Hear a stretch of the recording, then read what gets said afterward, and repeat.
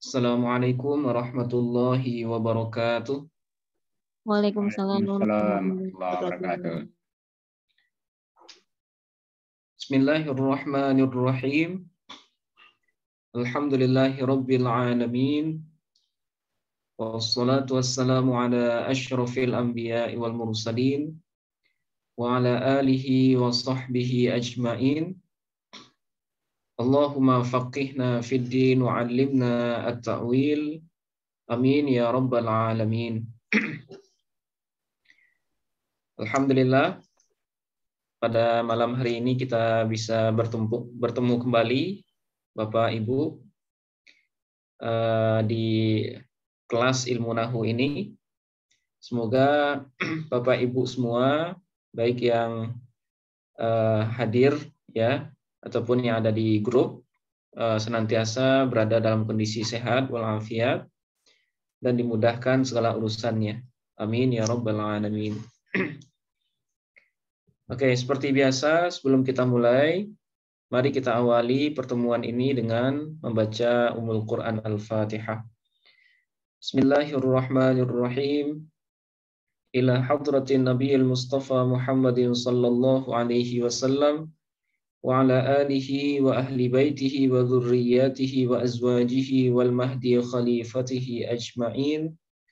ثم إلى جميع إخوانه من الأنبياء والمرسلين والأولياء والشهداء والصالحين والصحابة والتابعين وتابع التابعين والعلماء العاملين والمصنفين المخلصين وجميع الملائكة المقربين ثم إلى جميع المسلمين والمسلمات والمؤمنين والمؤمنات من مشارق الأرض إلى مغاربها برها وبحرها الأحياء منهم والأموات خصوصا إلى آبائنا وأمهاتنا وجدنا وجداتنا ولقرباتنا ولإخواننا ولأخواتنا ولمشائخنا ولمشائخ مشائخنا ولأستاذنا ولأساتذتنا ولتلاميذنا ولتلميذاتنا ولطلابنا ولطالباتنا ولمن أحسن إلينا بالخير ولمن أسأنا إليهم ولمن أوصانا بالدعاء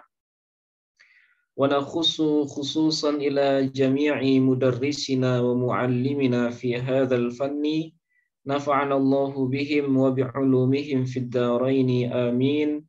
شيء لله لهم الفاتحة. أعوذ بالله من الشيطان.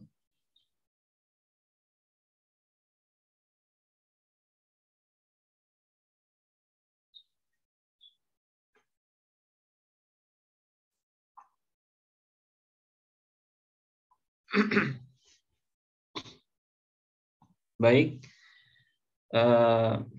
Bapak Ibu yang berbahagia, pada pertemuan tadi malam kita sudah selesai membahas ciri-ciri isim ya, di mana kita sudah jelaskan setidaknya ada 8 ya tanda isim, di mana kalau kita bertemu dengan salah satu dari 8 tanda itu, maka kalimat tersebut kita anggap atau kita sebut dengan isim ya. Nah, diantaranya apa? Yang pertama khofat ya, yang pertama khofat, yaitu kondisi kata atau kalimat yang berbaris bawah ya. Oke, kemudian tanwin ya, kemudian beralif lam. Oke, selanjutnya didahului oleh salah satu dari huruf jar. Nah, jumlahnya ada berapa Bu huruf jar? 20. Nah, ada 20 ya. Min ila hatta khala ada hasya fi an ala mudh munzu rubba li kai wata kabi la'alla mata ya. Nah, itu 20. Nah, kemudian yang keempat didahului yang kelima ya, didahului oleh huruf qasam, huruf yang digunakan untuk bersumpah. Nah, hurufnya ada berapa? Ada 3. Nah, ada 3. ada waw, ada ba, kemudian ada ta ya. Oke, kemudian yang keenam didahului oleh huruf nida. Ya, huruf nida namanya. Huruf yang digunakan untuk memanggil orang. Ya. Nah, huruf nida ini ada berapa kemarin? Ada 7. Nah, ada 7 ya. Ada 7. Kita sebutkan apa yang 7? Ada ya, ai, kemudian haya, wa. Nah, ya, ai, aya, haya, wa. Nah, itu disebut dengan huruf nida. Ya.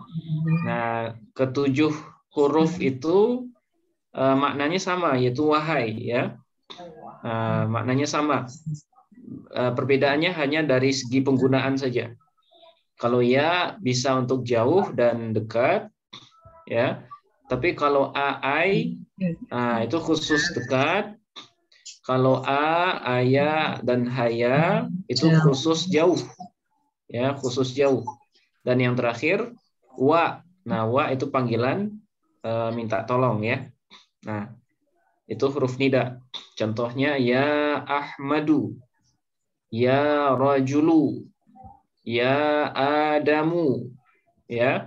Jadi kalau satu kata maka dia dhammah tanpa tanwin akhirnya. Tapi kalau sesudahnya mudhaf dan mudhafun ilai, maka mudhafnya kita baca fathah ya. Ya Rasulullahi, ya Abdarrahmani. Ya, misalnya ya Abdarrahimi. Nah, ya Nabiyallahi. Nah, itu kalau dua kata.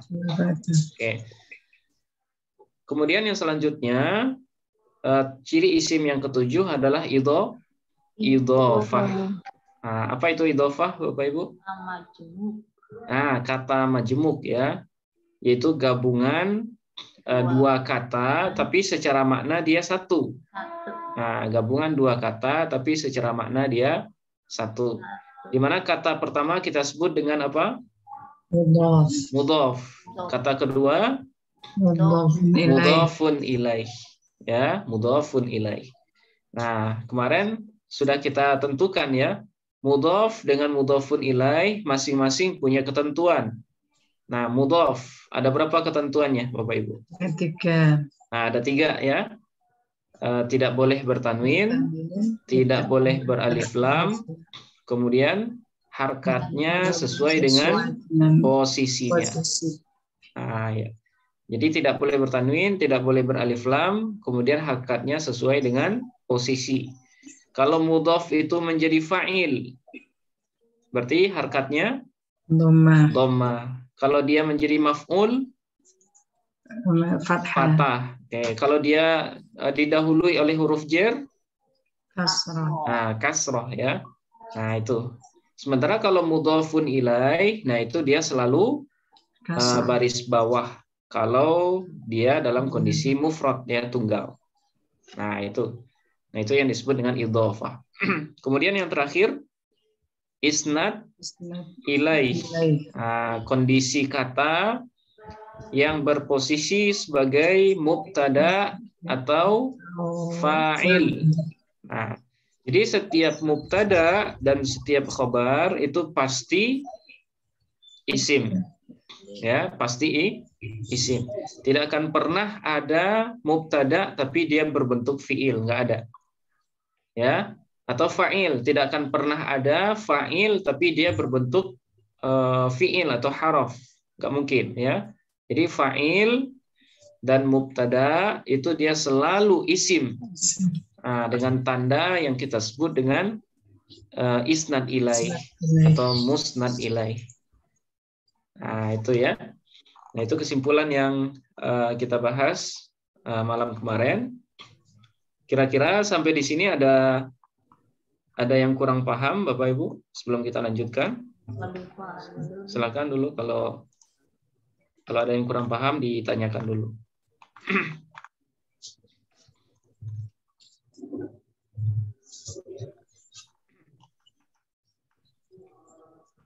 Sejauh ini dipahami semua ya, Bapak Ibu? Masya Allah. Nah, oke. Intinya tetap harus diulang-ulang, Ustadz. Ya, intinya tetap diulang terus. Betul. Karena ilmu ini apa namanya? Ya, ilmu yang harus dipraktekkan sebenarnya ya. Dan Betul. sering diulang. Nah, karena kaidah kalau seandainya nggak diulang atau nggak dipraktekkan, nah itu dia sering lupa. Bahkan jangankan sehari 2 hari ya, sejam 2 jam pun juga kalau nggak diulang lupa dia. Nah, oke. Nah, kalau nggak ada yang bertanya, saya lanjutkan dulu materinya. Nanti kalau ada yang kurang paham, boleh langsung ditanyakan. Oke. Jadi kita sudah membahas rincian pertama dari pembahagian kalimat, yaitu isim ya. Dari isim ini kita sudah mengenal apa pengertiannya, ya.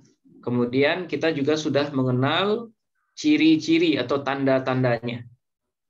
Ada 8. Nah, seperti yang kita review barusan ya.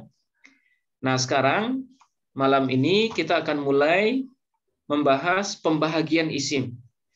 Ya, pembahagian isim. Jadi isim ini dia mempunyai beberapa jenis yang harus kita pahami dengan baik. Ya, karena pemahaman terhadap isim itu merupakan, kalau boleh saya bilang, itu 40% lah ya dari semua kaedah-kaedah yang kita bahas dalam bahasa Arab. Jadi kalau Bapak Ibu paham dengan isim, nah itu 40%-nya dari kaidah bahasa Arab, nah itu sudah dikuasai. Nah itu makanya isim kita dahulukan karena pembahasannya agak lebih banyak dari yang lain. Oke. Nah, isim secara umum ya bisa kita bagi menjadi 2 kategori. Ya. Yang pertama ada yang disebut dengan isim mu'rab. Kemudian yang kedua ada yang disebut dengan isim mabni. Nah, jadi pembahagian isim itu secara umum hanya ada 2 saja. Ada yang disebut dengan mu'rab, ya isim mu'rab. Kemudian ada yang disebut dengan isim mabni. Nah, sekarang tentu kita nanya ya, apa beda antara isim mu'rab dengan isim mabni? Mungkin sebagian Bapak Ibu baru pertama kali mendengarnya ya. Nah, sekarang kita akan bahas apa bedanya. Isim mu'rab kalau boleh kita definisikan secara mudah, yaitu setiap isim yang mengalami perubahan harkat akhir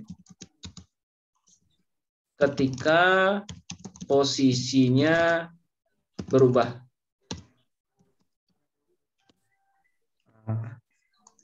Ini disebut dengan isim mu'rab. Yaitu isim yang mengalami perubahan harkat atau kondisi ya.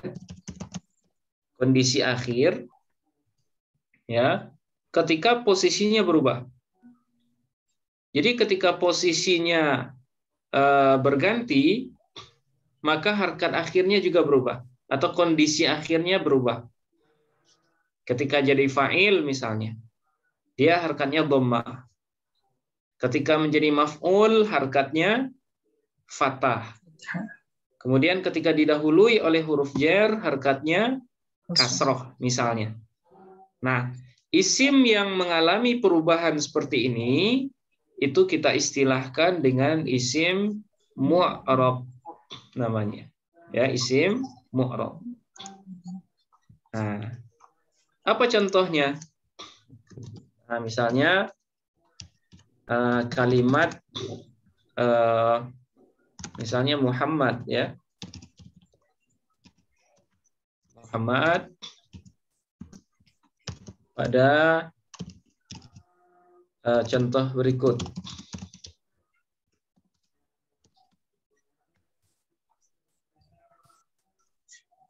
Nah, misalnya gini.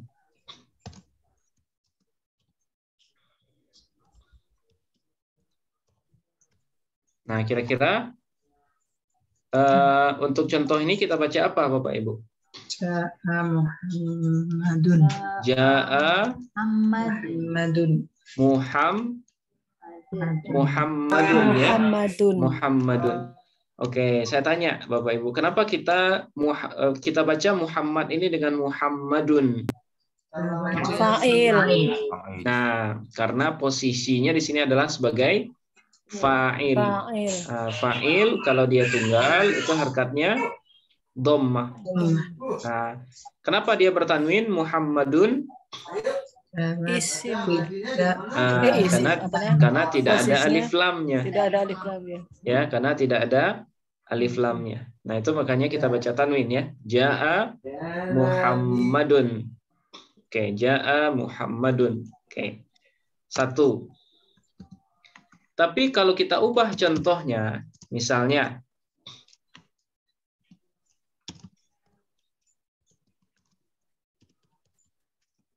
nah, kalau Muhammad di atas kan bacanya Muhammadun ya. Nah, sekarang kita ubah. Ro'a ini melihat. Ro'a bakrun atau bakron? Bakrun ya. Kenapa bakrun, Bu? Karena fa'il. Nah, karena dia fa'il ya dari ro'a. Nah, sekarang pertanyaannya, Muhammadnya kita baca apa ini? Muhammadan. Muhammadin atau Muhammadan? Muhammadan. Muhammadan. Berubah ya. Kenapa bukan Muhammadun seperti yang di atas? Karena dia maf'ul bih. Karena posisinya sudah berubah. Yang di atas yang awalnya menjadi fa'il, maka pada contoh yang kedua ini dia posisinya menjadi maf'ul. Nah, itu makanya harkatnya berubah dari Muhammadun menjadi Muhammadan. Oke. Nah, kemudian kalau kita contohkan dengan kalimat yang ketiga, misalnya, nah, misalnya gini. Marra, ya, marra ini artinya bertemu ya, bertemu. Marra bakron atau bakrin?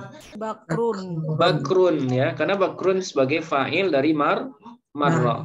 Nah, sekarang ada bi, ya, bi huruf jar. Kira-kira Muhammadnya masih kita baca Muhammadan atau Muhammadun atau yang lain? Yang lain. Muhammadin. Muhammadin. Ya, Muhammadin. Nah, berubah lagi dia, bukan Muhammadan. Nah, kenapa berubah? Karena posisinya tidak lagi sebagai maf'ul bih, tapi dia dijarkan oleh bi. Yang mana bi ini adalah huruf jar. Nah, Muhammad ya, karena dia berubah ketika posisinya berubah, ya, kondisi akhirnya berubah karena posisinya juga berbeda, maka Muhammad ini kita sebut dengan isim mu'rab. Ya, dia kita sebut dengan isim mu'rab. Kenapa disebut mu'rab? Ya, karena dia mengalami perubahan kondisi atau harkat akhir ketika posisinya berbeda. Nah, seperti ini ya. Ja'a Muhammadun, ro'a Bakrun Muhammadan, kemudian marra Bakrun bi Muhammadin. Oke. Nah, ini satu jenis, ya, ini satu jenis.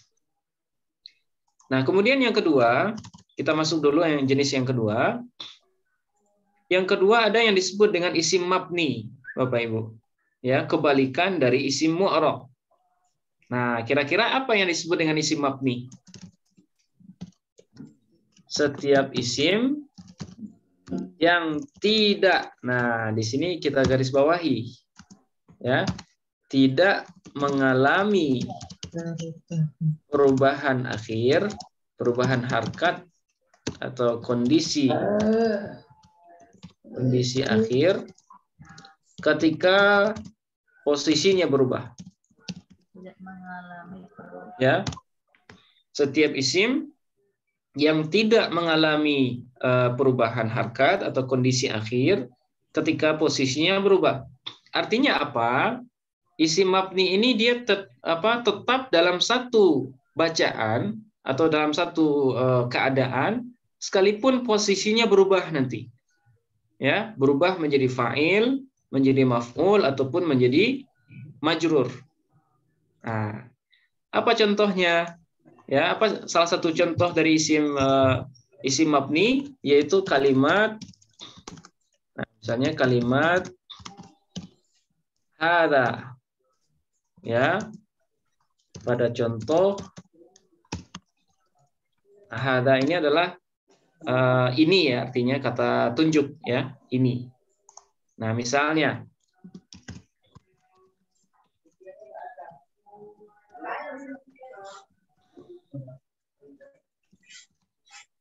nah, misalnya seperti ini Bapak Ibu. Kira-kira kita baca apa ini? Ja'a Hadza ja'a hadza ar-rajulu. Oke. Nah, yang menjadi titik tekan di sini adalah kalimat hadza. Ya, kalimat hadza. Kira-kira hadza di sini posisinya sebagai apa, Bapak Ibu? Ja'a hadza. Ingat, posisinya sama dengan Muhammad. Ya, dia sebagai fa'il dari ja'a. Nah, tapi kenapa hadza ini tidak dibaca dengan hadzu? Sama seperti Muhammadun. Kenapa tidak dibaca hadzu? Isim mabni. Karena hadza tergolong sebagai isim mabni. Dia tidak bisa dipengaruhi oleh kalimat sebelumnya. Ya, sekalipun posisinya sama-sama menjadi fa'il. Nah, ja'a hadzal rajulu. Ya. Kayak ja'a sebagai fi'il, kemudian hadza sebagai fa'il. Nah, cuma dia tidak berubah harkat akhirnya karena dia tergolong sebagai isim mabni. Oke. Sekarang contoh yang kedua.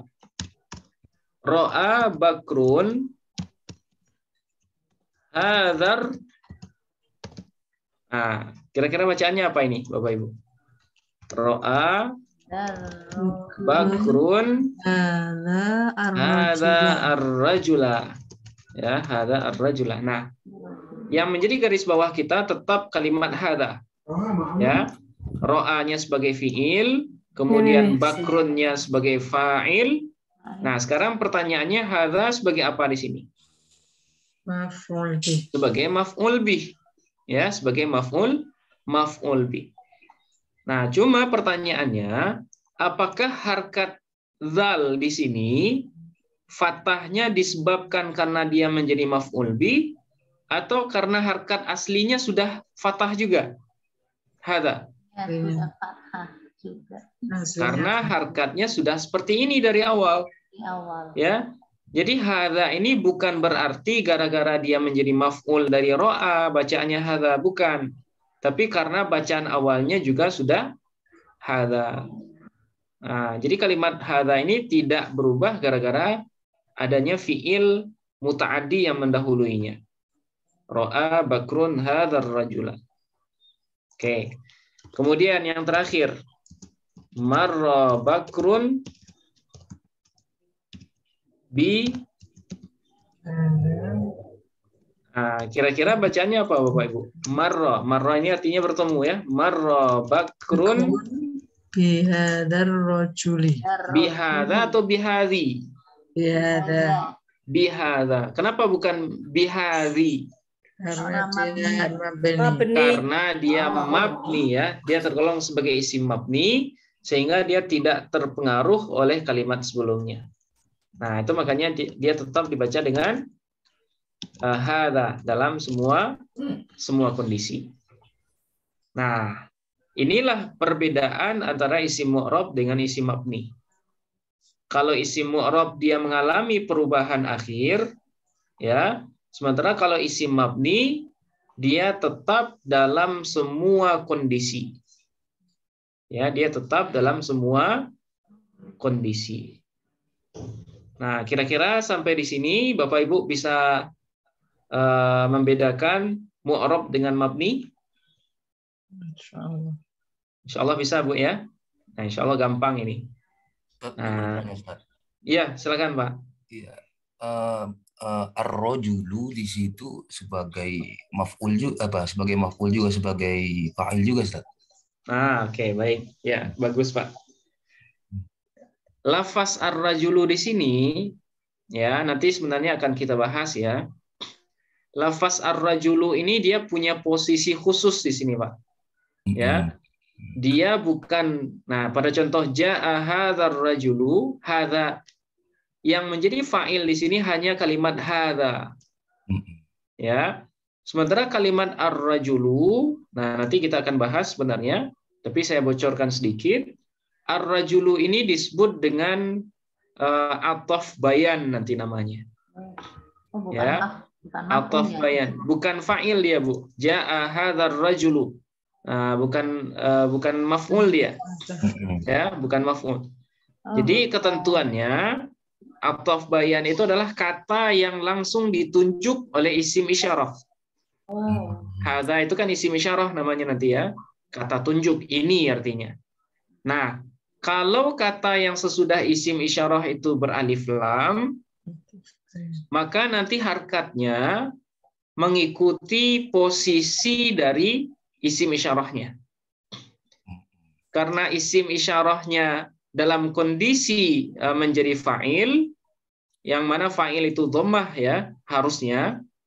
Nah, maka kalimat yang menjadi ataf bayan setelahnya juga mengikuti harkatnya, yaitu dhammah. Nah, itu makanya dibaca dengan ar-rajulu. Nah, nanti posisinya namanya ataf bayan, Pak. Ada juga yang menyebutnya badal ya, badal. Dan harkatnya itu sesuai dengan posisi isim isyarah sebelumnya. Kalau isim isyarah sebelumnya dhamma pada mahal ya, pada tempat dhamma, maka dia berharkat dhamma. Tapi kalau isim isyarah sebelumnya pada posisi maf'ul bi yang harkat asalnya adalah fathah, maka badal atau ataf bayan itu juga berharkat fathah. Nah, begitu juga kalau misalnya isim isyarah itu dalam kondisi jer, ya, yang mana harkat jer itu aslinya adalah kasroh, maka badal atau ataf bayannya juga harus kasroh. Nah, itu makanya bacaannya hadzal rajulu, kemudian ra'a bakrun hadzal rajula, kemudian marra bakrun bihadzal rajuli. Nah, dia mengikuti kondisi dari isim isyarah sebelumnya. Baik, terima kasih banyak, Ustaz. Ya, sama-sama, Pak. Oke, silakan Bapak Ibu yang lain kalau ada yang ragu.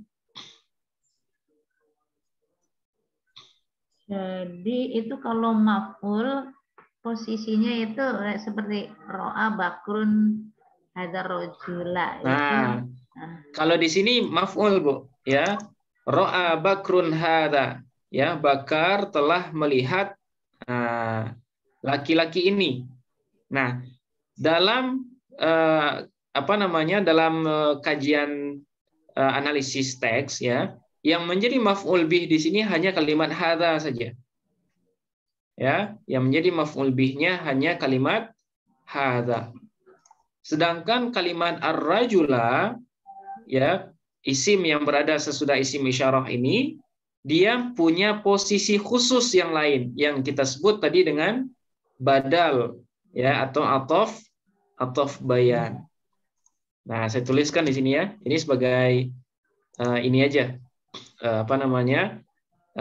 iklan aja ya. Nanti kita akan bahas lebih dalam ini insya Allah. Catatan.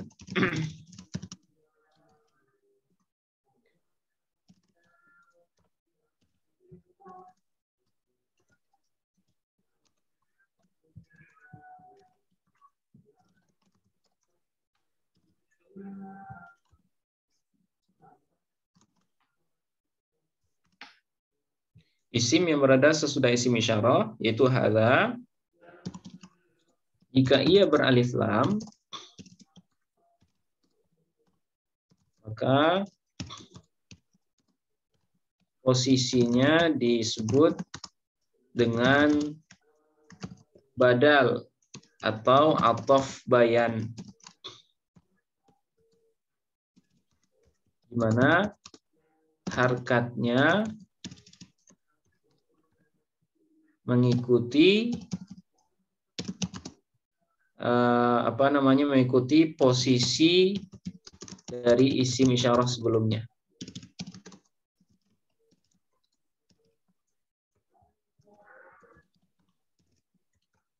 Nah, kira-kira seperti ini. Jadi isim yang berada sesudah isim isyarah, yaitu kalimat ar-rajul ya, jika ia beralif lam, maka posisinya disebut dengan badal.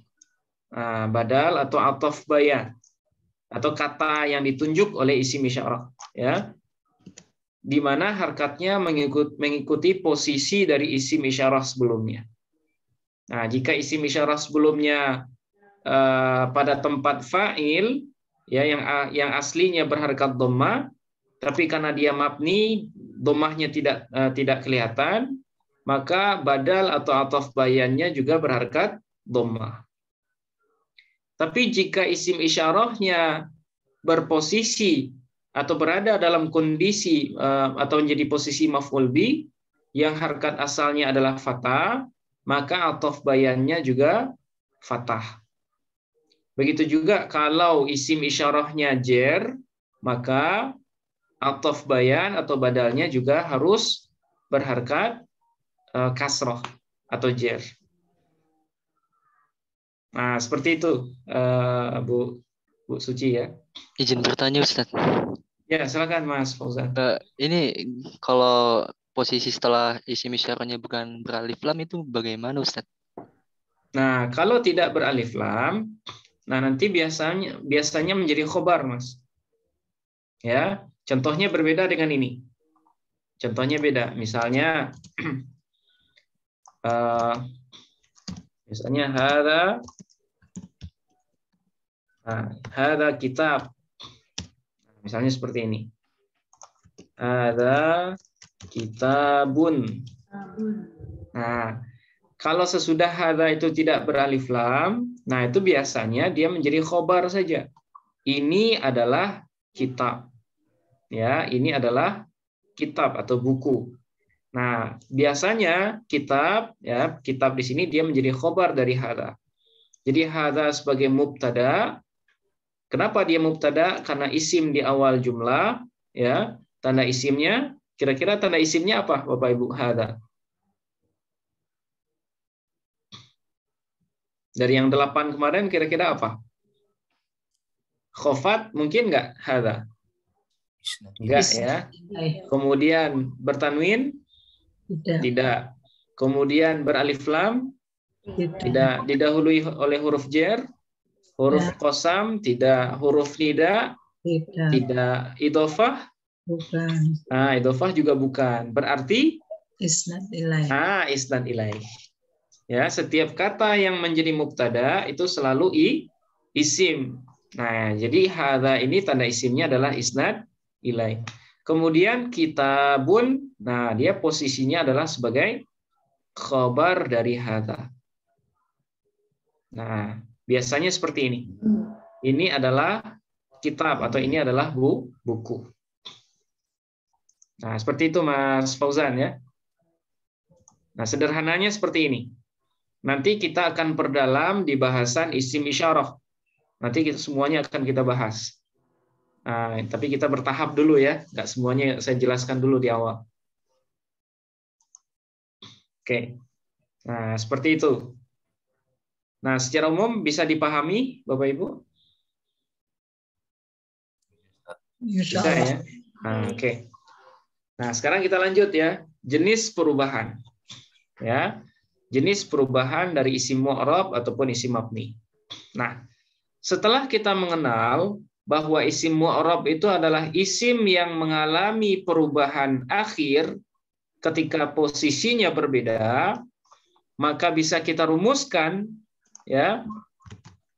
Jenis perubahan isim mu'rab itu ada 3. Ya, ada 3 bentuk. Nah, di sini kita akan berkenalan dengan istilah baru, Bapak Ibu. Dan ini akan selalu kita sebut dalam setiap kali pertemuan. Nah, kita awali dengan istilah perubahan untuk Muhammad. Ya, ja'a Muhammadun. Nah, yang pertama ya, nama perubahan untuk isim mu'rab itu kita sebut dengan perubahan rofa namanya. Ya, apa namanya? Perubahan rofa atau hukum lah ya. Jenis perubahan atau hukum.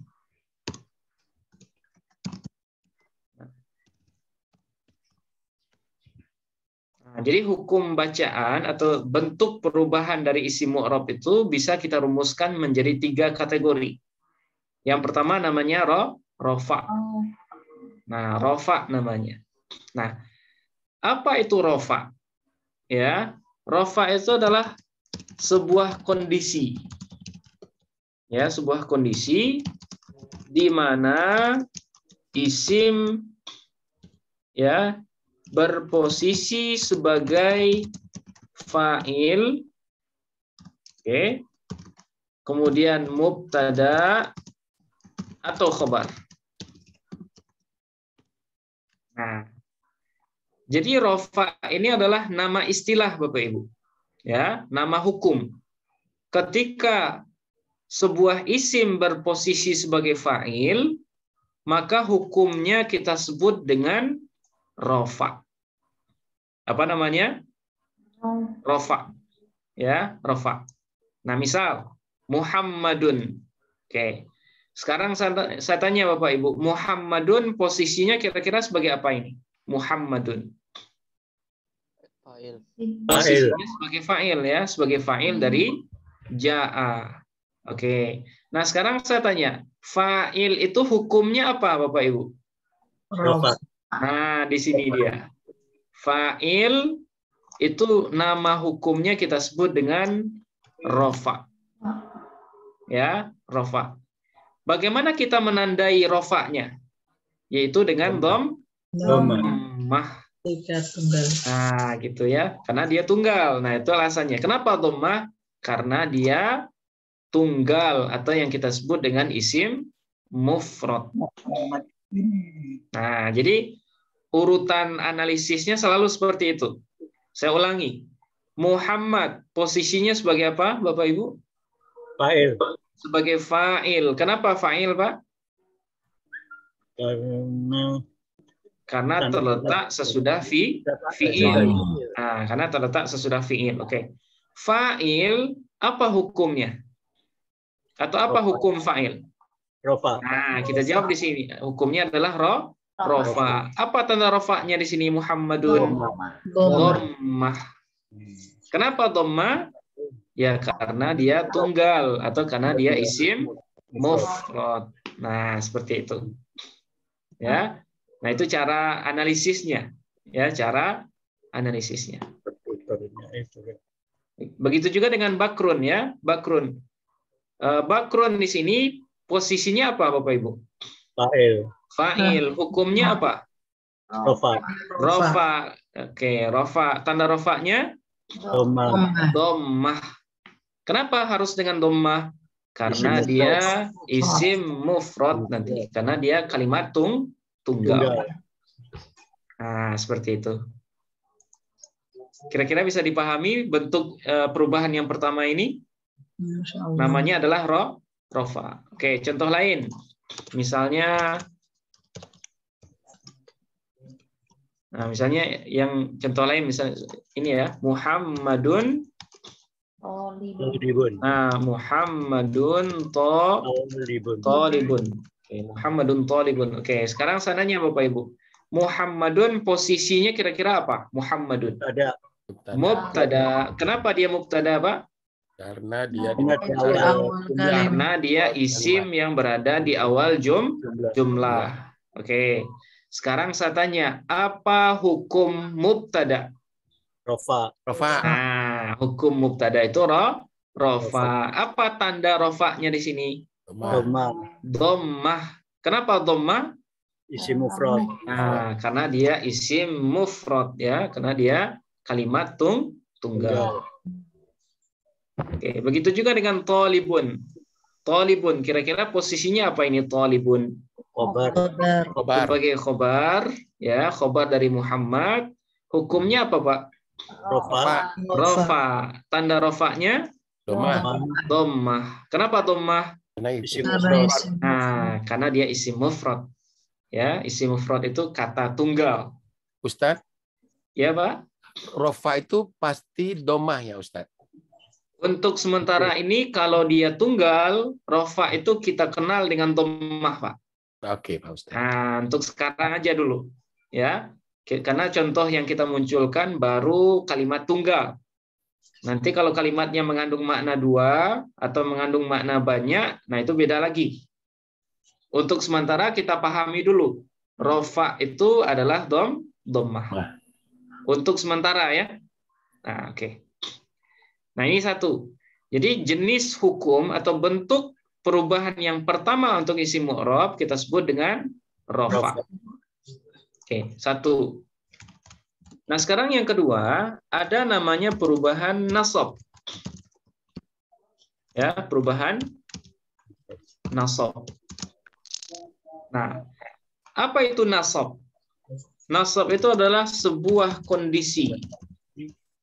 Ya, sebuah kondisi di mana isim berposisi ya sebagai maf'ul bih. Ini untuk memudahkan dulu ya. Apa itu yang disebut dengan nasab? Sebuah kondisi di mana sebuah isim berposisi sebagai maf'ul bih. Nah, jadi kalau kita ketemu dengan maf'ul bih, itu hukumnya kita istilahkan dengan nasab. Ya, nasab. Di mana salah satu tanda nasab itu adalah fathah. Nah, misalnya gini. Ro'a Bakrun Muhammadan.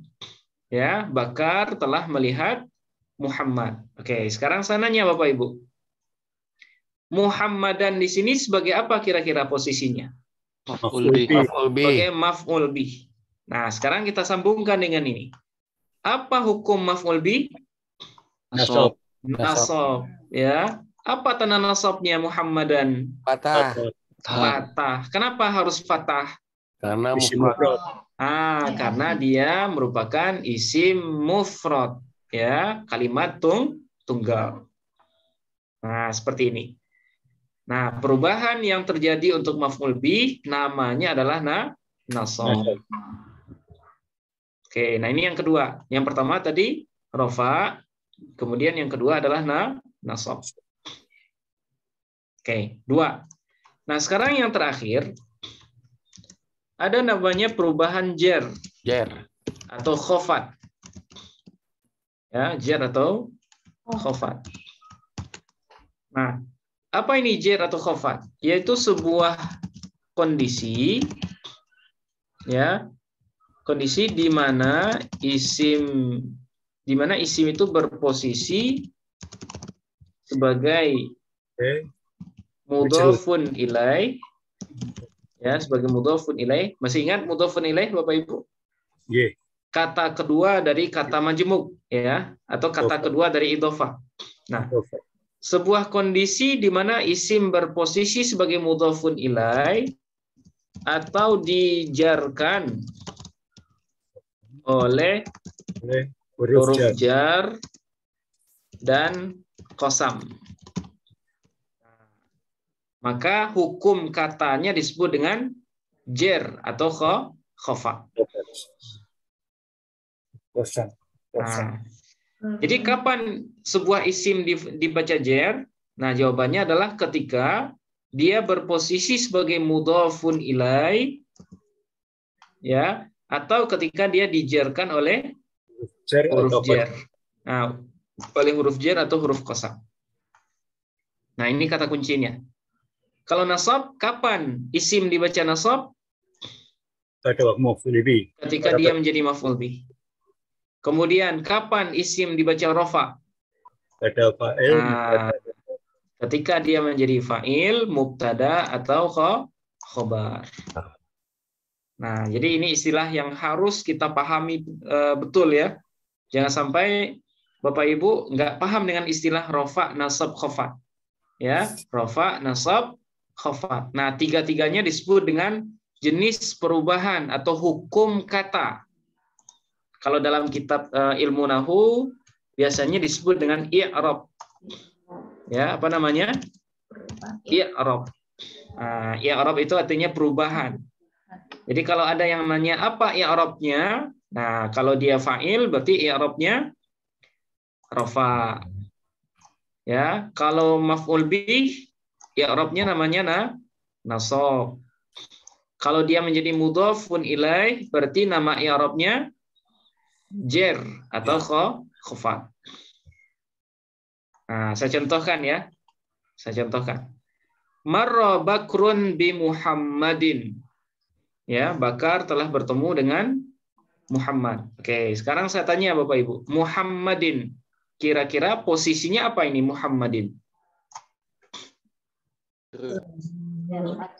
Nah, kalimat yang sesudah huruf jar kita istilahkan dengan majrur. Oh. Nah, jadi Muhammadin nama posisinya adalah majrur dengan bi. Ya, majrur dengan bi atau ini dijarkan oleh huruf jar. Nah, ini disebut juga dengan majrur ya dalam kurung majrur. Oke. Berarti Muhammadin posisinya majrur dengan bi. Oke, sekarang hukumnya Pak. Kita namakan dengan apa dia? Muhammadin itu. Jar atau Nah, kita namakan jar atau khofat. Ya, jar atau khofat. Nah, sekarang apa tanda jarnya Muhammadin? Kasroh. Kenapa kasroh? Nah, karena dia isim mufrad ya atau kata tunggal. Nah, seperti ini. Atau contoh lain yang mudhafun ilaih. Nanya Pak Ustadz sebentar Pak Ustadz. Ya, Apakah ya Bu. bisa diposisikan Muhammadin dengan ikan kan pertama marro itu fi'il fa'il bukan maf'ul begitu Pak Ustadz ya? Oke. Secara kalimat ya, secara struktur kalimat Muhammadin ini tetap kita anggap dia sebagai majrur dengan bi. Ya Bu ya. Kenapa? Karena dia di sini didahului oleh huruf jar. Jadi nanti setiap kata yang didahului oleh huruf jar itu selalu kita istilahkan dengan majrur. Ya, majrur dengan huruf jar. Ya, majrur dengan huruf jar dimanapun posisinya.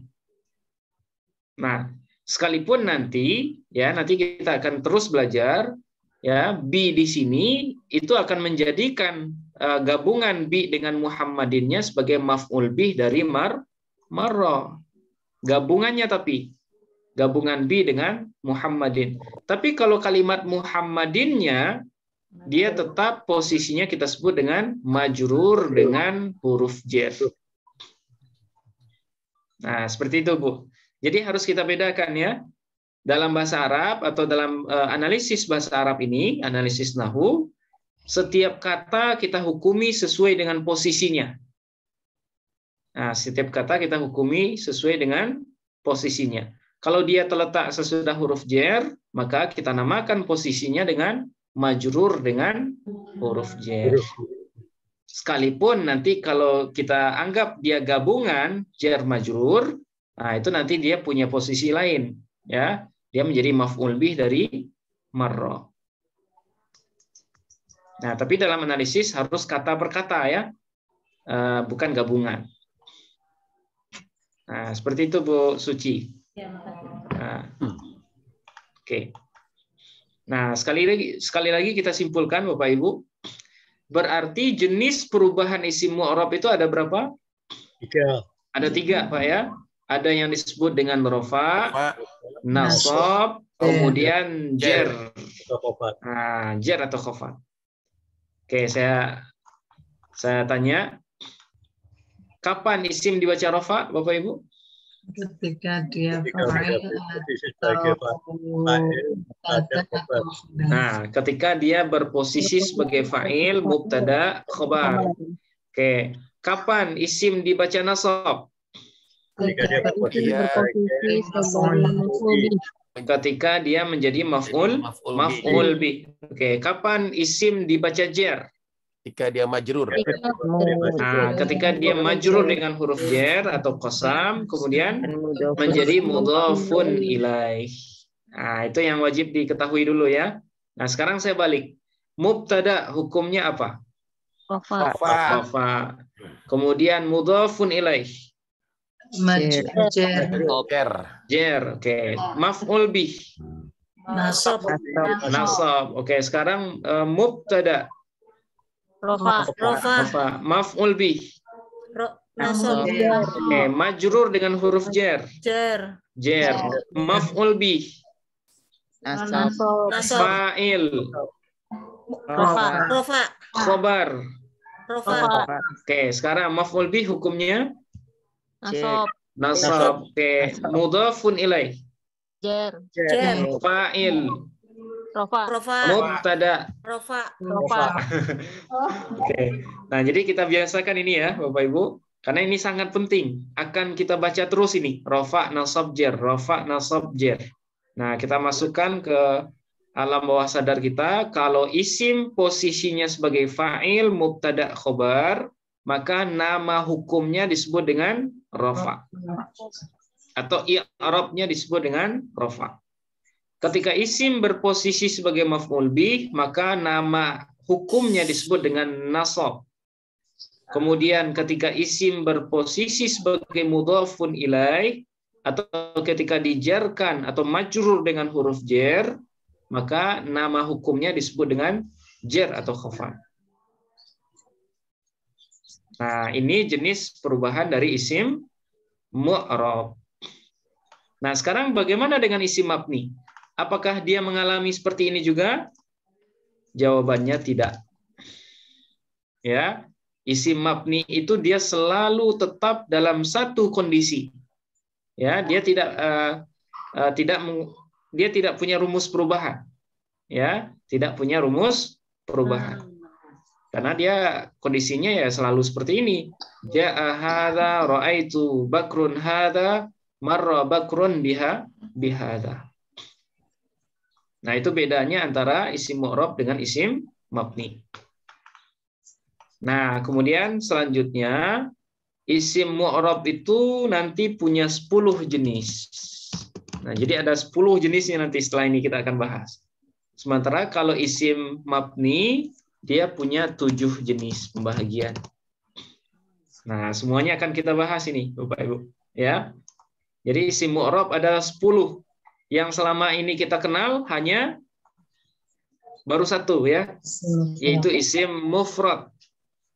Nah, yang tunggal yang sering saya sebut tunggal itu namanya isim mufrad. Nah, itu baru 1 dari 10 jenis. Ya, 1 dari 10 jenis. Kemudian hadza tadi saya bilang namanya isim isyarah ya, isim isyarah. Nah, isim isyarah ini adalah 1 dari 7 jenis. Nah, 7 jenis dari isim mabni.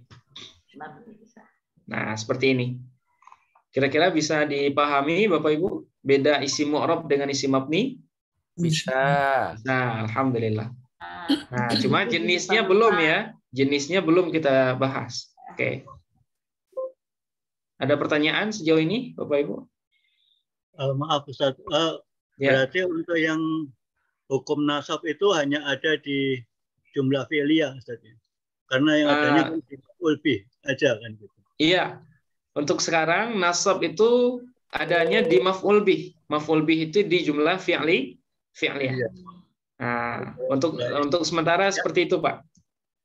Ya. Untuk sementara nasab itu adanya di maf'ul bih. Oke. Nanti apakah ada tambahan? Nah, ada tambahannya.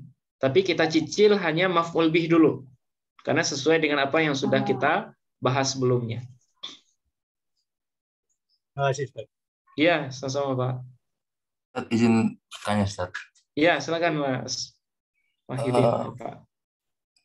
Apa kalau ditanya hukum nanti daripada isim yang mabni itu, kita jawabnya cukup mabni saja gitu, Ustaz? Nah, hukumnya cukup mabni saja, ya. Bisa kita sebut di sini mabni. Nah, misalnya gini, hadza kitabun. Tadi kan hadza sebagai mubtada ya Pak ya. Nah, hadza posisinya apa ini kira-kira? Hadza. Mubtada. Nah, posisinya mubtada. Hukumnya apa Pak? Hadza. Rofa. Nah, kita nyebutnya nggak rofa di sini Bu ya. Karena dia tergolong mabni, maka kita sebut dia sebagai mabni. Tanda mabninya apa? Nah, tanda mabninya kita sebut sesuai dengan harkat akhirnya. Karena huruf terakhir dari hadza ini adalah alif, yang mana alif ini tidak berharkat, maka kita sebut tanda mabninya adalah sukun. Nah, kenapa sukun? Ya karena dia isim isyarah. Nah, gitu Pak. Jadi kalau isim mabni, hukumnya tidak kita sebut rofa, nasab, atau jer, tapi cukup menyebutnya dengan mabni. Nah, ya betul Pak. Terima kasih udah diingatkan ya. Jadi hukum, ya, jadi hukumnya tetap mabni saja cukup. Nah, gitu. Sementara kalau kitabun gimana kitabun? Posisinya khobar. Posisinya khobar. Hukumnya rofa. Oke, tanda rofanya dhamma. Kenapa dhamma? Nah, karena dia isim mufrad. Nah, karena dia isim mufrad. Nah, seperti itu. Jadi untuk isim mabni hukumnya tidak kita sebut dengan rofa, nasab, atau jer, tapi cukup dengan istilah mabni. Nah, kira-kira bisa dipahami Pak ya? Bisa, Ustaz. Terima kasih banyak, Ustaz. Ya, alhamdulillah. Oke, silakan Bu Suci. Cukup. Lupa dulu Pak Ustaz. Iya. Harus diulang-ulang. Iya, ini apa namanya bahasan yang sangat dasar ya Bu ya. Maksudnya ini akan selalu kita ulang. Karena dia menjadi tangga pertama untuk melangkah di kaidah selanjutnya. Jadi diulang terus ini rofa, nasab, jer. Tapi kalau isim mabni, nama hukumnya mabni. Oke, nah sekarang kita lanjut dulu Bapak Ibu. Kita mulai dari pembahagian isim mu'rab yang 10. Nah, mungkin malam ini nggak semuanya ya. Nggak mungkin 10-nya kita jelaskan. Nah, kita cicil aja berapa mampunya. Nah, sekarang kita masuk pembahagian dari isim mu'rab yang 10. Ya. Isim mu'rab tadi apa Bapak Ibu? Isim yang mengalami perubahan akhir. Oke. Yang pertama disebut dengan isim mufrad. Ya, apa namanya? Isim mufrad atau bisa juga disebut dengan kata tunggal. Ya, kata tunggal. Nah, apa itu isim mufrad? Yaitu isim yang mengandung makna satu. Ya, atau tunggal. Nah, itu disebut dengan isim mufrad. Dan diterjemahkan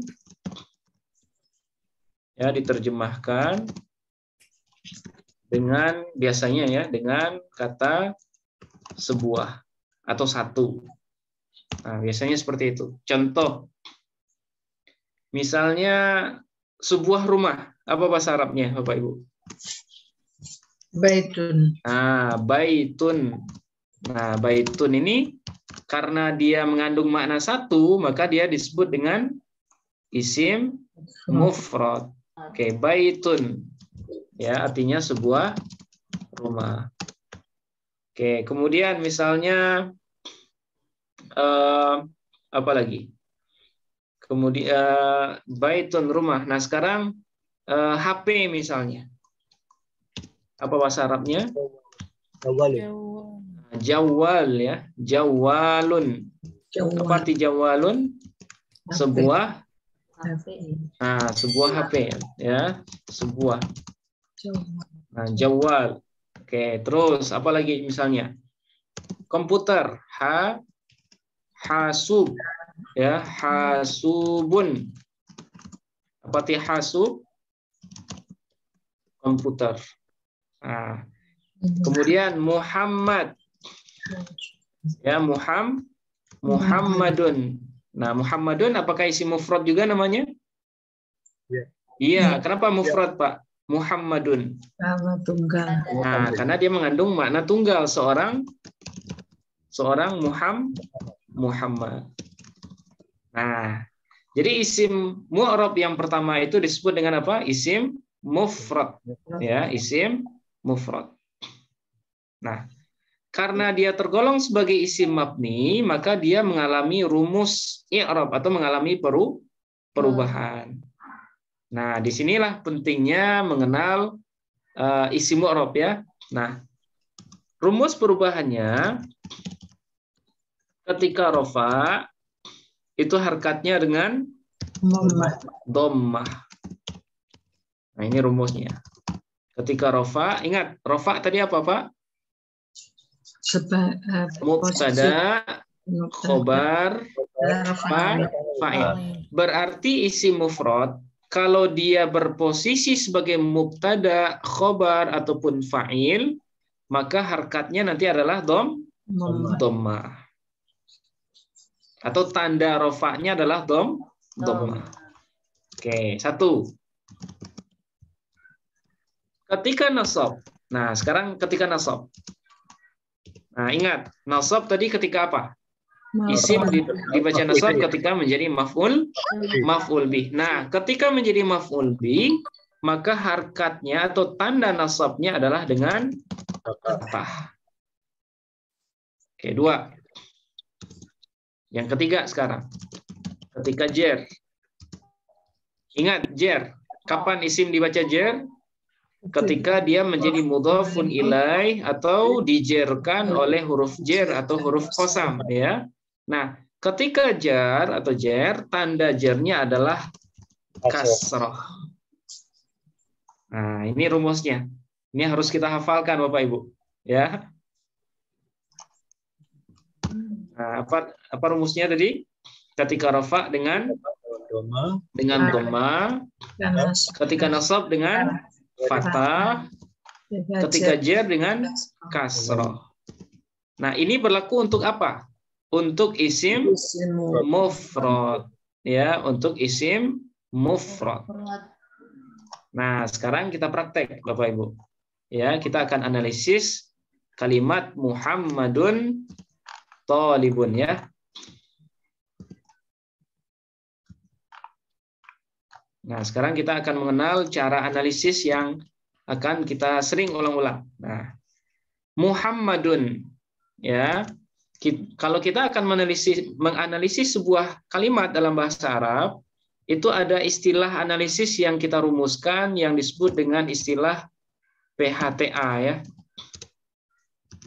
Jadi semua kalimat dalam bahasa Arab akan selama dia berbentuk isim atau fiil nanti, maka cara analisisnya selalu menyebutkan 4 istilah ini. Ya, PHTA namanya. P ini singkatan dari posisi. Ya, posisi. Kemudian H singkatan dari hukum. Ya. Kemudian T. Nah, ini singkatan dari tanda, ya, tanda hukum. Kemudian A ini singkatan dari alasan. Ya, alasan. Oke. Nah, sekarang kita mulai dengan analisis Muhammadun, Bapak Ibu. Sekarang kira-kira Muhammadun posisinya sebagai apa ini? Muhammadun. Sebagai mubtada. Sebagai mubtada. Ya, kenapa mubtada? Muhammadun karena dia isim di awal jumlah. Apa tanda isimnya Muhammadun? Tanwin. Nah, kalau tanda isimnya tanwin, Pak ya. Oke, 1. Oke, berarti Muhammadun posisinya mubtada. Mubtada. Oke. Sekarang hukumnya, apa hukum mubtada? Rafa. Nah, kita kembali lagi ke atas. Mubtada hukumnya Rafa. rofa. Berarti di sini kita tulis Rofa. rofa. Nah, oke. Hukumnya rofa. Tanda rofanya apa, Pak? Dhamma. Dhamma. Nah, ingat, ketika rofa, tanda rofanya adalah dhamma. Berarti di sini kita tulis dhamma. Ya. Nah, sekarang kenapa dhammah tanda rofanya? Karena isim. Nah, jawaban. Nah, ini jawabannya karena dia berstatus sebagai isim mufrad. Nah, seperti ini. Kenapa dia isim mufrad, Bapak Ibu? Muhammadun. Mana tunggal? Nah, karena dia mengandung makna tunggal. Ya, karena dia mengandung makna tunggal atau makna satu. Nah, Muhammadun thalibun. Oke, satu Muhammad. Nah, sekarang thalibun, Bapak Ibu. Gimana cara analisisnya? Thalibun posisinya Khobar. posisinya khobar. Kenapa khobar, Bu? Karena setelah mubtada. Nah, karena dia terletak sesudah mubtada. Oke, hukumnya sekarang. Rafa. Hukumnya rofa ya, karena mubtada itu hukumnya rofa. Nah, ini rumus ini tidak boleh lupa ya. Hukumnya rofa. Rafa. Oke, tanda rofanya sekarang. Dhamma. Tanda rofanya Dhamma. dhamma. Oke, alasannya? Isim mufrad. Nah, karena dia isim mufrad. Seperti itu ya. Oke. Jadi ingat, kalau kita menganalisis satu kata dalam bahasa Arab, itu kita minimal harus menyebutkan 4 hal ini. Posisi, kemudian hukum, kemudian tanda,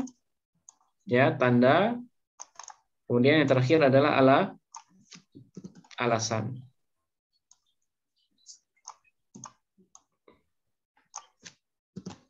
Nah, posisi, hukum, tanda, dan alasan. Oke, contoh lain. Nah, misalnya kita analisis kalimat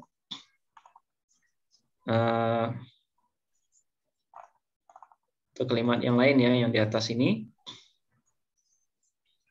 Nah, misalnya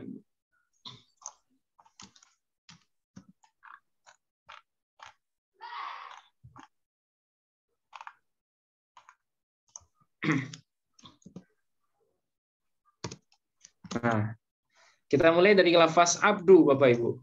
Ya. Ini kita akan buktikan ya, kalau semua kata dalam bahasa Arab itu bisa kita analisis dengan PHTA. Oke. Sekarang Abdullahi thalibun fil ma'hadi. Nah, kita analisis abdu dulu. Ya. Kira-kira abdu di sini sebagai apa, Bapak Ibu? Abdu posisinya? Mubtada. Nah, sebagai mubtada.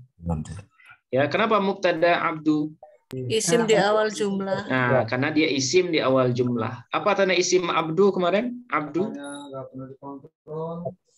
Tanda isim, tanda isimnya idhofah kepada lafaz Allah. Oke, berarti posisinya mubtada. Oke, sekarang hukumnya. Apa hukum mubtada? Rofa. Oke, rofa ya. Tanda rofanya apa, Pak? Abdu. Dhammah. Ya, dhammah. Oke, kenapa dhammah, Bapak Ibu? Alasannya? Karena dia isim mufrad. Ya, kita singkat dengan IM ya. Karena dia isim mufrad. Oke. Abdu berarti posisinya adalah sebagai mubtada. Nah, sekarang saya tanya, abdu punya sampingan nggak, Bapak Ibu? Abdullahi, abdu. Ada mudhaf. Punya sampingan nggak dia? Punya. Punya, yaitu Mudhaf. Nah, mudhaf. Kalau sampingannya itu cukup kita sebutkan dalam kurung seperti ini. Ya, posisi sampingannya adalah mudhaf. Berarti abdu posisi utamanya sebagai mubtada, tapi posisi sampingannya adalah sebagai mudhaf. Oke. 1. Sekarang lafaz Allahi. Kira-kira Allahi di sini sebagai apa Bapak Ibu? Mudhofun ilaih. Nah, Allahi sebagai mudhofun ilaih. Karena kalau ada mudhof, kalimat setelahnya pasti posisinya mudhofun ilaih. Nah, sekarang apa hukum mudhofun ilaih? Khofat. Ingat tadi. Apa hukum? Nasab. Nah, ini dia. Majrur. Nah, Khofat ya. jer atau khofat. Berarti mudhofun ilaih hukumnya jer. Ya. Apa tanda jernya? Allahi. Kasroh. Kasroh. Ya. Kenapa kasroh, Bu? Isim mufrad. Nah, karena dia isim mufrad. Nah, Allahi. Allah itu kan tunggal ya. Allahi. IM. Oke. Baru dua kata ini. Baru dua kata. Nah, sekarang tolibun. Kira-kira tolibun kemarin jadi apa dia tolibun? Khobar. Abdullahi tolibun. Khobar. Nah, dia sebagai khobar ya.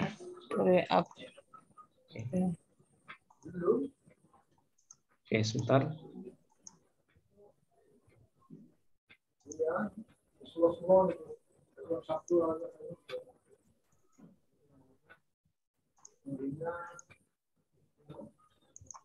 Nah, oke.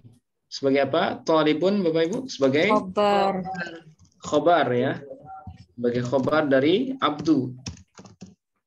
Oke, khobar. Nah, khobar hukumnya apa kemarin? Tadi barusan. Rofa. Nah, khobar hukumnya rofa. Tanda rofanya tolibun Dhammah. dhammah. Ya, cukup dhammah saja Bu ya. Dhammah. Oke, kenapa dhammah? Tolibun tanda rofanya. Isim mufrad. Karena dia isim mufrad. Jadi semua contoh yang sudah kita contohkan itu semuanya adalah isim mufrad. Isim mufrad. Nah, Abdullah ya talibun. Nah, sekarang ada fi. Oke, fi. Nah, khusus untuk fi ini kan tergolong sebagai huruf ya kemarin. Kalau huruf untuk analisisnya kita tidak menggunakan PHTA Bapak Ibu. Tapi menggunakan namanya JFH. Ya, apa namanya? JFH. Apa singkatan JFH? J-nya jenis. Kemudian F-nya fungsi. Kemudian H hukumnya. Nah, seperti ini. Nah, jadi kalau untuk huruf, apapun hurufnya, cara analisisnya seperti ini. JFH namanya. Oke. Sekarang fi, apa jenisnya? Fi. Huruf apa dia kemarin? Jar. Huruf jar, ya, huruf jar. Oke, terus fungsinya? Menjarkan huruf setelahnya. Fungsinya adalah menjarkan isim setelahnya. Isim setelahnya. Nah, apa hukum untuk huruf? Nah, khusus untuk haraf, nama hukumnya selalu mabni ya Bapak Ibu. Ya. Jadi haraf itu dia hanya dalam satu bentuk. Apapun bentuknya, apapun jenisnya. Nah, mabninya adalah sesuai dengan baris akhirnya. Kalau baris akhirnya sukun berarti dia mabni sukun. Nah, sekarang berarti hukumnya adalah mabni sukun. Nah, caranya seperti ini. Kita kasih garis, kemudian baris akhirnya kita cantumkan di atas itu, di atas garis. Nah, itu cara analisisnya, yaitu JFH ya.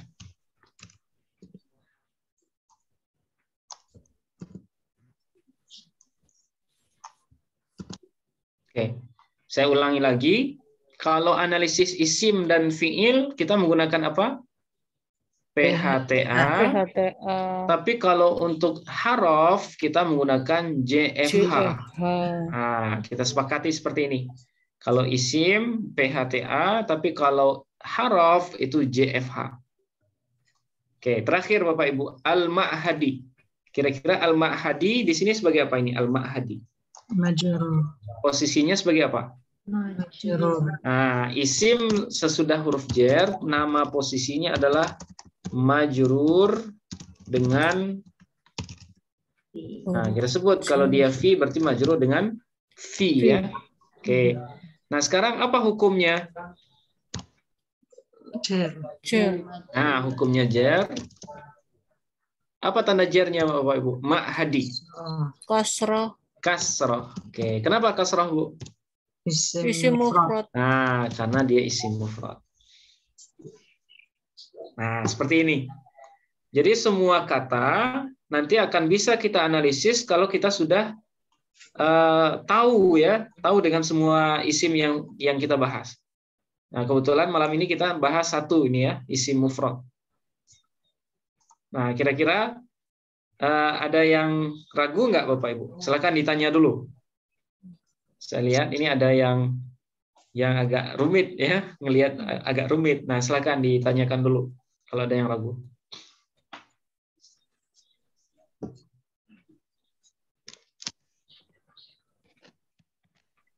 Jadi PHT atau JFH ini hanya metode analisis ya. Jadi kalau Bapak Ibu membaca sebuah teks Arab, di dalam bahasa Arab itu ada namanya cara mengi'rab atau cara menganalisis. Nah, cara menganalisis kata itu kita permudah istilahnya dengan dua rumusan ini. Ya. Kalau untuk isim dan fiil nanti kita menggunakan PHTA, P-nya posisi, H-nya hukum, T-nya tanda, kemudian A-nya alasan. Tapi kalau kita ketemu dengan haraf, maka cara analisisnya adalah dengan PHTA dengan JFH. Ya, menyebutkan jenisnya apa, kemudian fungsinya apa, kemudian terakhir hukumnya. Nah, seperti itu. Silakan kalau ada yang ragu, Bapak Ibu. Saya Ustaz mau tanya. Iya, silakan Bu Maryam. Saya itu masih di otak saya tuh masih susah banget membedakan maf'ul bih dengan mudhofun ilaih itu apa ya? Di otak tuh belum bisa langsung tek gitu kalau Ustaz nyebutkan mudhofun ilaih atau maf'ul bih itu masih saya harus geragap dulu itu di otak saya Ustaz. Oh ya, ya baik Bu. Iya mungkin karena emang belajarnya udah terlalu tua kali ya, jadi agak kedul gitu. Enggak juga sih Bu, ya karena mungkin baru dengar aja ya, jarang ini. Nah, apa bedanya maf'ul bih dengan mudhofun ilaih? Ya, maf'ul bih dengan mudhofun ilaih. Nah, maf'ul bih itu kalau bahasa kitanya adalah objek, Bu ya. Nah, bahasa kitanya objek. Dia berada dalam susunan jumlah fi'liyah. Ya, dia berada dalam susunan jumlah fi'liyah. Nah, fi'il, fa'il, maf'ul. Nah, jadi maf'ul bih itu akan ada atau akan kita temukan dalam jumlah fi'liyah. Ketika fi'il yang digunakan fi'il muta'addi atau fi'il yang membutuhkan objek. Nah, itu maf'ul. Ya. Nah, sementara kalau mudhofun ilaih, nah mudhofun ilaih itu dia adalah bagian kedua dari idhofah atau kata kedua dari idhofah. Yang mana idhofah itu kemarin adalah dua kata, tapi dia punya makna satu atau kata majemuk. Nah,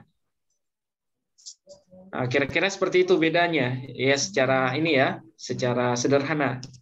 Nah, terkadang ya maf'ul bih dengan mudhofun ilaih itu bisa berdampingan, Bu.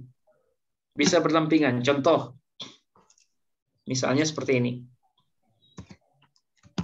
Ro'a, ini contoh saja ya, ro'a bakrun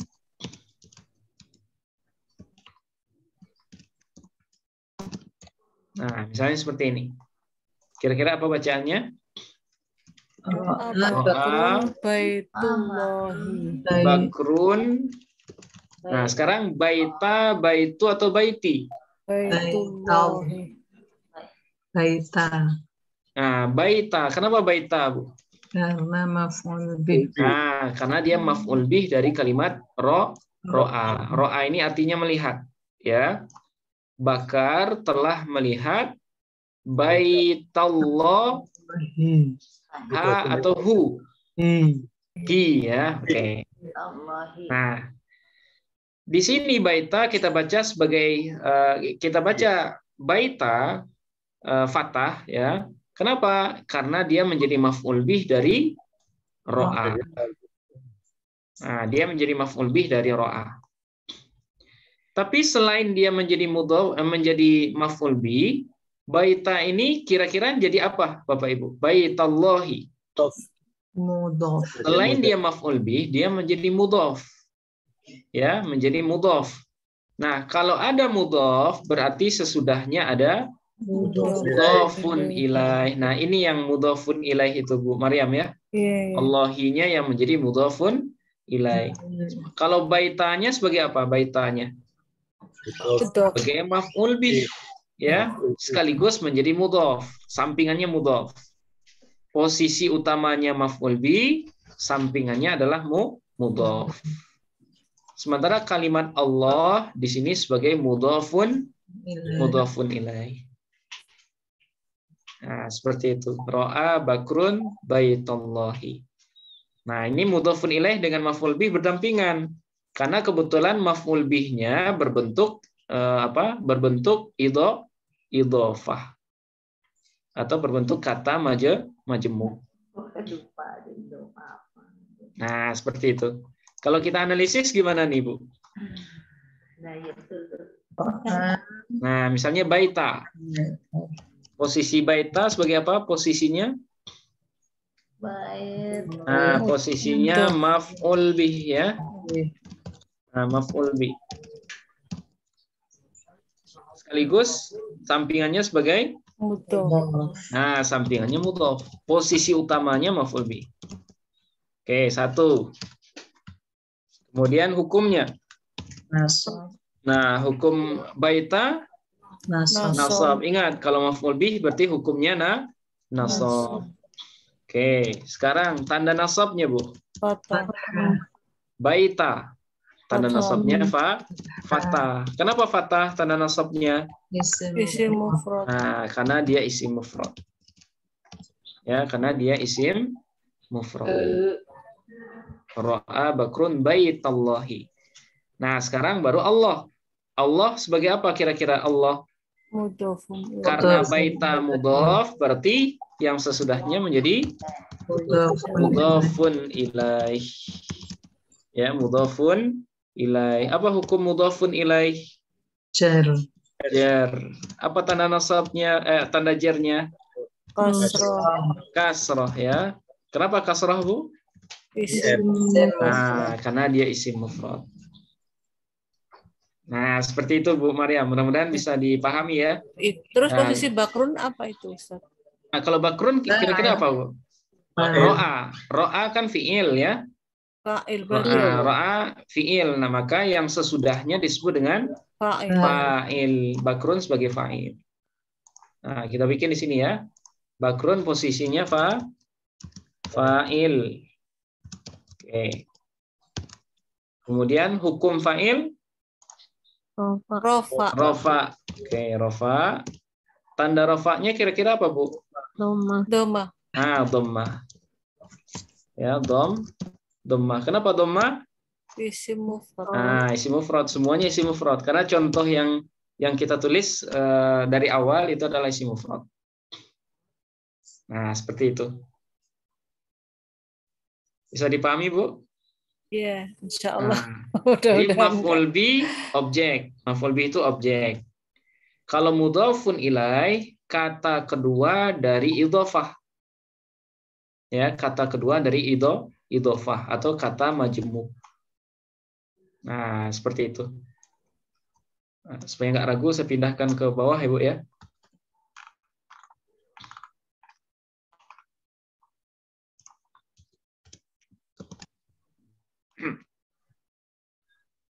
Oke. Masih ada yang ragu, Bapak Ibu? Silakan. Nah, jadi materi kita malam ini sudah masuk ke pembahagian isim ya. Pembagian isim secara umum ada dua, ada mu'rab, ada mabni. Kalau mu'rab ini isim yang berubah. Nah, kalau mabni isim yang tetap atau konstan. Nah, oke. Ada berapa jenis perubahan isim mu'rab? 10. Jenis perubahannya, Bu? 4. Nah, jenis perubahannya 3. 3. Ya, ada rofa, nasab, jar. Tapi kalau isim mabni tidak ada. 1. Ya, 1 karena dia mabni ya. Oke, nah sekarang ada berapa jenis isim pembahagian isim mu'rab? 10. Kalau isim mabni 7. Nah, yang sudah kita bahas malam ini yang dari yang 10 berapa, Bu? Baru 1. Baru satu. Tapi alhamdulillahnya Bapak Ibu sudah mengenal cara analisis ya, yang kita singkat dengan PHTA dan JFA. Nah, ini dibiasakan Bapak Ibu. Ya, apapun kalimat dalam bahasa Arab itu bisa dianalisis dengan PHTA dan JFA. Nah, sebagai tugas di rumah ya, sambilan saja Bapak Ibu ini ya, coba analisis kalimat daraba aliyun bakran bimidrabin fis-suqi dengan menggunakan PHTA dan JFH. Nah, saya tandai. Nah, ini yang warna kuning ya, daraba aliyun bakron bimidrabin fis-suqi. Nah, kira-kira berapa kalimat? Nah, masing-masing katanya dianalisis dengan PHTA dan JFH. Nah, nanti kalau sudah ditulis boleh difotokan, dikirim ke nomor saya boleh. Nah, ini untuk tugas supaya ingat-ingat ya, supaya nggak lupa aja. Oke. Mungkin sampai di sini Bapak Ibu bahasan kita pada malam hari ini. Insya Allah kita lanjutkan minggu depan ya.